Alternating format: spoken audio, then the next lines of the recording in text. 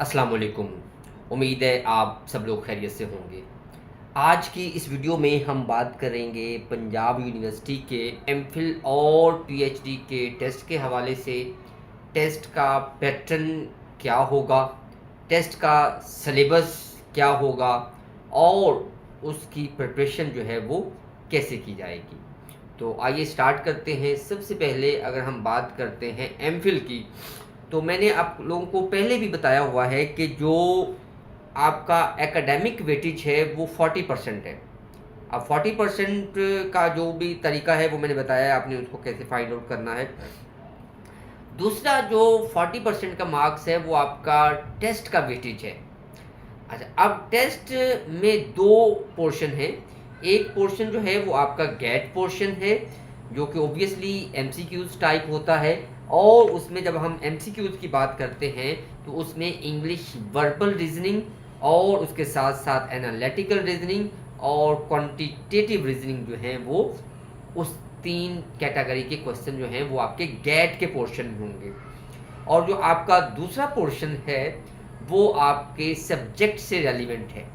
अच्छा, अब इसमें अगर देखा जाए, कुछ डिपार्टमेंट ऐसे हैं जो कि टेस्ट ही 40 मार्क्स का बनाते हैं, क्योंकि जैसा मैंने बताया कि आपका जो वेटेज है वो 40% है टेस्ट का। तो वो टेस्ट ही 40 नंबर का बनाते हैं और उसकी डिवीजन कुछ ऐसी होती है कि वो 20 मार्क्स का आपका गेट और 20 मार्क्स का जो आपका पोर्शन है वो आपके सब्जेक्ट से रेलिवेंट होता है। तो यूजुअली ये 40 मार्क्स का टेस्ट है वो कौन से डिपार्टमेंट्स बनाते हैं? वो डिपार्टमेंट जिन्होंने सब्जेक्ट टेस्ट का सब्जेक्टिव टेस्ट या कॉम्प्रिहेंसिव टेस्ट लेना होता है, मतलब वो एमसीक्यूज नहीं बनाते। अब मैं बता देता हूँ यूजुअली उनमें कौन से डिपार्टमेंट्स आते हैं। उनमें ज़्यादातर जो ह्यूमैनिटीज़, आर्ट्स और उसके साथ साथ जो सोशल साइंसेज के डिपार्टमेंट हैं उनके टेस्ट का पैटर्न ऑलमोस्ट यही होता है। 20 मार्क्स का गेट और 20 मार्क्स का जो सब्जेक्ट का पोर्शन होता है वो उनका सब्जेक्टिव टाइप होता है। मतलब आप कहने का मतलब लॉन्ग क्वेश्चन होते हैं, या उसमें शॉर्ट भी हो सकते हैं, वो डिपेंड करता है डिपार्टमेंट उसमें कैसे है, लेकिन वो एमसीक्यूज टाइप नहीं होगा। अच्छा, अब जो बाकी डिपार्टमेंट है जिसमें बिजनेस है या नेचुरल साइंसेज है, साइकोलॉजी है या लैंग्वेजेस हैं, वो जो डिपार्टमेंट हैं वो गेट और गेट के साथ, मतलब यहाँ पे भी देखें टेस्ट का जो वेटेज था, जिन्होंने 40 मार्क्स का कंडक्ट करना है, जो टेस्ट का वेटेज था वो 50% गेट है और 50% जो है वो सब्जेक्ट का है। इसी तरह वो डिपार्टमेंट जो आपको बना रहे हैं 100 मार्क्स का टेस्ट लेते हैं, वो 100 लेंगे 100 का ही, लेकिन उसमें क्या करेंगे, उसकी फिर रेशो आउट ऑफ 40 निकालते हैं। अब उसमें क्या होता है, उसमें ये होता है कि उनका जो 100 मार्क्स का टेस्ट होता है वो सारे का सारा एमसीक्यूज बेस्ड होता है। गेट तो एमसीक्यूज बेस्ड होना ही होना है, लेकिन उनके जो सब्जेक्ट का जो होता है पोर्शन वो भी एमसीक्यूज बेस्ड होता है। अब अगला सवाल ये है कि इनकी प्रिपरेशन कहाँ से करनी है, वो मैं आपको बताता हूँ। पहले पीएचडी के टेस्ट के जो पैटर्न है उसकी बात कर लें। तो पीएचडी का भी जो टेस्ट है उसके दो पोर्शन है। अच्छा, एमफिल के जो पासिंग मार्क्स हैं वो 50% है। पीएचडी के दो पोर्शन है। पहला पोर्शन जो है वो आपका जो है वो जीआरई या एचएटी या जिसे आप गैट का पोर्शन कहते हैं, और दूसरा जो आपका पोर्शन है वो सब्जेक्ट का पोर्शन है। और दोनों पोर्शन से, पोर्शन ए और बी से इंडिविजुअली आपका 60 जो परसेंट मार्क्स लेना वो ज़रूरी है। अब अगला सवाल ये है कि टेस्ट की नोयत क्या होगी, टेस्ट होगा कैसे। अब इसमें यूनिवर्सिटी ने, अगर अभी देखिए बीएस के टेस्ट हुए हैं तो वो पूरी यूनिवर्सिटी ने सेंट्रलाइज कंडक्ट किया था। पूरी यूनिवर्सिटी का कोई भी वो डिसिप्लिन है, कोई भी डिपार्टमेंट है, उसमें जो टेस्ट की कैटेगरी थी वो सेम थी। सारा जो था वो ऑब्जेक्टिव टाइप था, एमसीक्यूज टाइप था। लेकिन यहाँ पे एमफिल और पीएचडी में यूनिवर्सिटी ने डिपार्टमेंट को ऑथराइज किया हुआ है कि वो जिस तरह का चाहे तो वो टेस्ट ले ले। अब पीएचडी का टेस्ट भी वो डिपार्टमेंट जो एमफिल के पैटर्न को ही फॉलो करते हैं, जिन डिपार्टमेंट्स ने एमफिल में जो सब्जेक्ट का टेस्ट है सब्जेक्टिव टाइप, मतलब उसमें लॉन्ग क्वेश्चन है या शॉर्ट क्वेश्चन है, वो लिए हैं, यूजुअली वही डिपार्टमेंट जो है वो पीएचडी में भी इसी पैटर्न को फॉलो करते हैं। मैं फिर से रिपीट कर दूं कौन से वो डिपार्टमेंट हैं। उसमें तमाम आर्ट्स और ह्यूमैनिटीज़ के उसमें सोशल साइंसेज के जितने भी डिपार्टमेंट्स हैं, ये पीएचडी का टेस्ट भी वो चाहें तो 40 मार्क्स का लेते हैं, यूजुअली ज़्यादातर 40 का लेते हैं, या अगर इससे ज़्यादा लेंगे तो वो एवरेज आउट ऑफ 40 ही निकालते हैं। तो उसमें 20 आपको एमसीक्यूज़ होंगे और 20 मार्क्स का आपका सब्जेक्टिव होगा। और पीएचडी में ये जो डिपार्टमेंट्स हैं वो मोस्टली क्या करते हैं, वो ये तकरीबन 90% क्वेश्चन आता है। मैं आपको बता देता हूँ कि आपने कोई रिसर्च प्रपोजल का कोई सैंपल तैयार कर लेना है, कोई भी आप कोई नेट से मिल जाएगा, आपके सब्जेक्ट से रेलिवेंट देखें, आपने वो देख लेना है कि सब्जेक्ट जो रिसर्च प्रपोजल है वो कैसे तैयार करते हैं। ये जो मैं आपको बता रहा हूँ, इन डिपार्टमेंट्स में जो सब्जेक्टिव टेस्ट बनाते हैं पीएचडी के लिए वो रिसर्च प्रपोजल लाजमी देते हैं।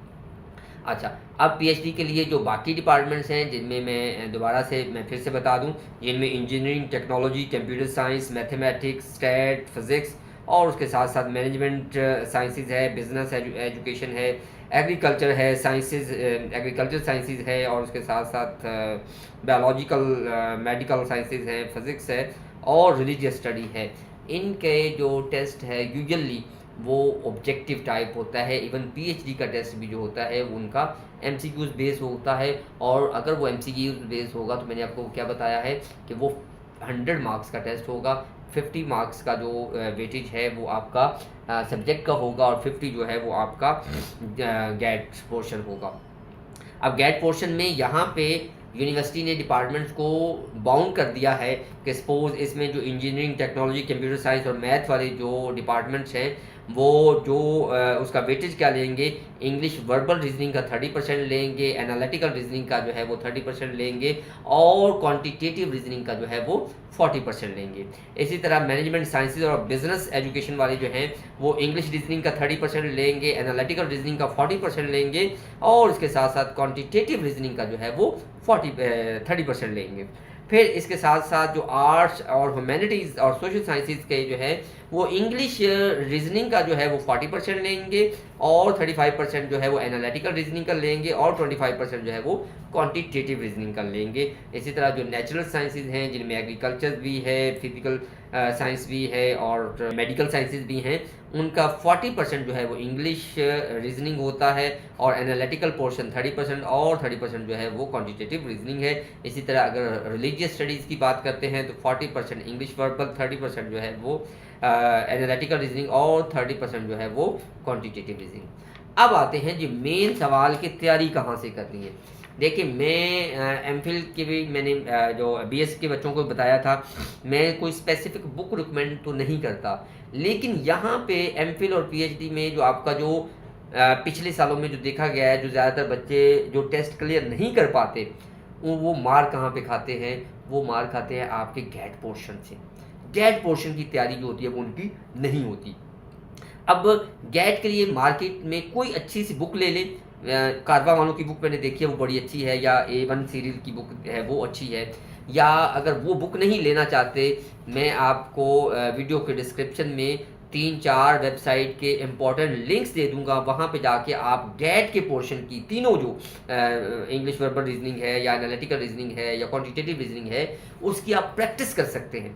तो वहाँ पे जाके आप उसकी प्रैक्टिस कर ले, एक चीज़, या अगर आपने बुक नहीं लेनी तो। दूसरा जो आपका पोर्शन है वो है सब्जेक्ट का। सब्जेक्ट के लिए आपने कोई बुक बाजार से नहीं लेनी, वही वो छापा लगाते हैं, पुरानी बुक उठाते हैं, पुराना मटेरियल उठाएंगे और आपको वो उन्होंने तो बेचना है। लेकिन आपने क्या करना है कि आप अगर एमफिल का टेस्ट देने आए हैं तो आपने रिसेंटली बीएस किया है। अब बीएस किया है तो आपने ये देखना है कि आपका जो बीएस का जो मेजर सब्जेक्ट था, या जो जितने भी आपने कोर्सेज पढ़े हैं, उनमें जो आपके मेजर कोर्सेज हैं और उन मेजर कोर्सेज के जो इम्पॉर्टेंट टॉपिक्स हैं, उन इम्पॉर्टेंट टॉपिक्स की सिर्फ आपने बेसिक देखनी है, ज़्यादा डिटेल में नहीं जाना, ज़्यादा डेप्थ में नहीं जाना। ठीक है, वो बड़ा कॉम्प्रिहेंसिव एग्जाम नहीं है, तो आपने इम्पॉर्टेंट टॉपिक्स के सिर्फ बेसिक को देखना है, तो वो आपका सब्जेक्ट टेस्ट क्लियर हो जाएगा। फिर इसी तरह अगर आप पीएचडी के टेस्ट देने के लिए आए तो ऑब्वियसली आपने एमएस किया है या एमफिल किया हुआ है। अब एमफिल में जो आपका मेजर था, तो आपने क्या करना है कि आपके सब्जेक्ट के जो बेसिक्स हैं, ठीक है, जो इम्पोर्टेंट सब्जेक्ट जो आपके सब्जेक्ट है, ठीक है, आप अपने सब्जेक्ट के जो इम्पोर्टेंट आपके जो कोर्सेज हैं आपके सब्जेक्ट के इम्पॉर्टेंट कोर्सेज और इन इम्पॉर्टेंट कोर्सेज के इम्पॉर्टेंट टॉपिक्स। एक चीज़ मैं आपको बताता चलूँ, अभी रिसेंटली जो बीएस का पेपर बना था, तो वो यूनिवर्सिटी की तरफ सेक्शन पता है क्या आई थी कि 30% जो आपका क्वेश्चन है it should be very easy which can be attempt bye every kind of student. फिर उसके बाद 30% अ बिट डिफिकल्ट, थोड़ा सा डिफिकल्ट, परसेंटेज की मैं बात कर रहा हूँ, एमसीक्यूज की बात नहीं कर रहा, ठीक है, परसेंटेज को आप खुद निकाल लें। और जो 30% है वो मोस्ट डिफिकल्ट, और 10% जो पेपर है वो उनकी यूनिवर्सिटी की कोशिश यही होती है, इंस्ट्रक्शन यही होती है कि ये ऐसा हो कि ये कभी स्टूडेंट की नज़र से गुजरा ही नहीं हो। तो वो पेपर इसी पैटर्न पे बनता है। तो आपने तैयारी जो है, मेजर जो आपने फोकस करना है वो गैट पे करना है। मैं बार बार बता रहा हूँ, हर साल जो बच्चे जो हैं वो जो फेलियर केसेस हैं वो गैट से मार खाते हैं। तो पासिंग मार्क्स जो एमफिल की है वो ओवरऑल 50% है, जो एमफिल की है एडमिशन के लिए ओवरऑल 50% है, जबकि पीएचडी के लिए जो है वो 60% है। लेकिन इंडिविजुअली आपने दोनों पोर्शन ए और पोर्शन बी से आपने 60% मार्क्स लेने हैं तो आप पास होंगे। बुक्स में फिर से बता दूं, कार्बन वालों की गैट लेनी है, सब्जेक्टिव नहीं लेनी, या A1 सीरीज की ले लें। डोगर कुछ लोग रिकमेंड करते हैं but I never recommend the Dogar series because उसमें बहुत सारी मिस्टेक्स होती हैं। And best of luck. अब अगर कोई आपका क्वेश्चन है तो आप कमेंट कर लें, इंशाल्लाह I will test your queries. Thank you very much.